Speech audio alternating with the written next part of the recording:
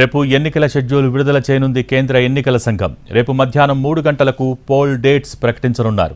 లోక్సభతో పాటు 5 రాష్ట్రాల ఎన్నికల షెడ్యూల్ ప్రకటించనుంది ఈసీ. లోక్సభతో పాటు ఏపీ, ఒడిశా, అరుణాచల్ ప్రదేశ్, సిక్కిం రాష్ట్రాలకు ఎన్నికలు జరగనున్నాయి.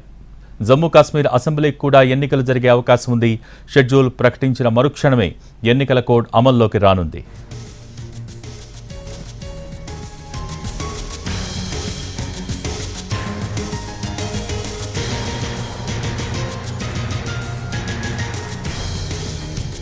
రేపు ఎన్నికల షెడ్యూల్ విడుదల చేయనుంది కేంద్ర ఎన్నికల సంఘం. రేపు మధ్యాహ్నం 3 గంటలకు పోల్ డేట్స్ ప్రకటించనున్నారు. దీనికి సంబంధించి మోర్ అప్డేట్స్ మా ప్రతినిధి రాజు ఢిల్లీ నుంచి లైవ్ ద్వారా అందిస్తారు. Raju, over to you.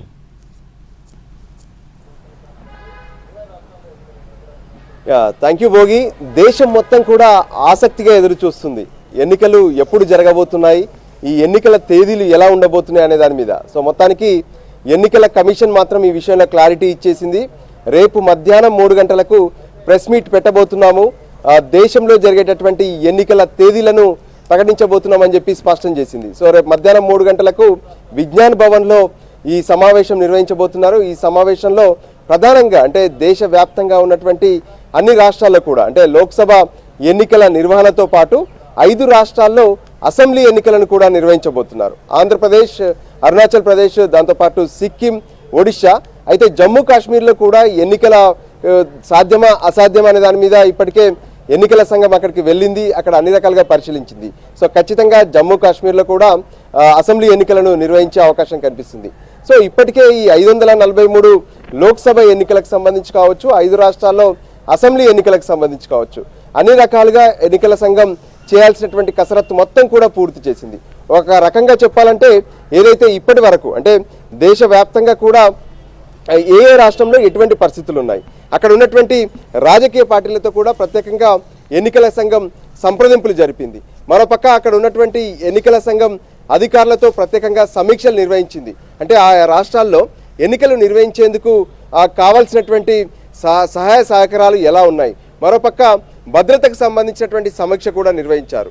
So దానికి అనుగుణంగానే జూన్ 16వ తేదీలోపు ఎన్నికల నిర్వహణ అనేది పూర్తవ్వాలి, ఫలితాలు కూడా రావాలి. ఎందుకంటే ఇప్పుడు ఉన్నటువంటి 17వ లోక్సభ పదవీ కాలం జూన్ 16తో ముగియబోతుంది. సో ఈలోగానే ఎన్నికల ప్రక్రియ మొత్తం కూడా పూర్తి చేయాల్సి ఉంటుంది.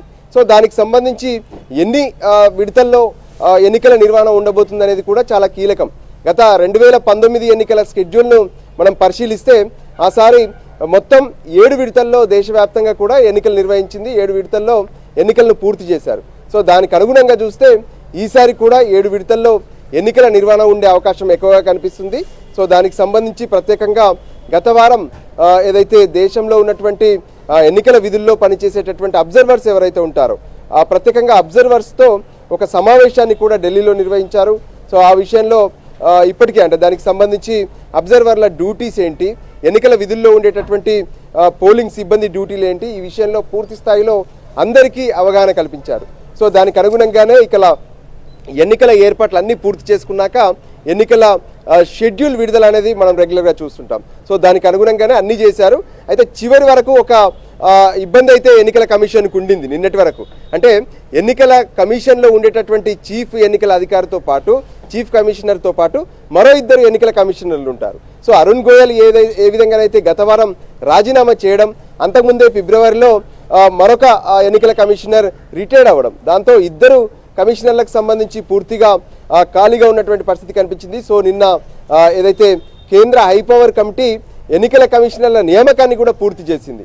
వాళ్ళను సెలెక్ట్ చేయడమే కాకుండా ఆ విషయాన్ని రాష్ట్రపతికి పంపించారు. సో రాష్ట్రపతి సైతం సంతకం చేసి రాత్రే దానికి సంబంధించినటువంటి గెజిట్ను విడుదల చేశారు. ఈరోజు ఉదయం ఆ 2 ఎన్నికల కమిషనర్లు అంటే ఎస్ఎస్ సంధు, దాంతోపాటు జ్ఞానేష్ కుమార్ ఇద్దరు కూడా ఈరోజు ఛార్జ్ తీసుకున్నారు. ఆ తర్వాత వెనువెంటనే చీఫ్ ఎన్నికల కమిషనర్తో ప్రత్యేకంగా ఒక సమీక్ష కూడా నిర్వహించారు. సో ఎన్నికల నిర్వహణకు తాము పూర్తి స్థాయిలో సిద్ధంగా ఉన్నాము, సో ఇక ఎన్నికల షెడ్యూల్ ప్రకటించాలనే ఆలోచన ఆ రివ్యూ సమావేశంలో వచ్చింది. దానికి అనుగుణంగానే రేపు మధ్యాహ్నం ఎన్నికల షెడ్యూల్ విడుదల చేయబోతున్నారు. సో ఎన్నికల షెడ్యూల్ విడుదల చేస్తూనే దేశవ్యాప్తంగా ఎన్నికల కోడ్ అమల్లోకి వస్తుంది.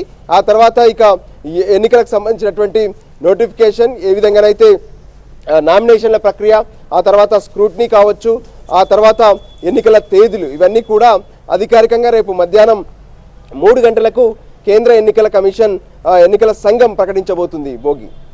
Okay, thank you.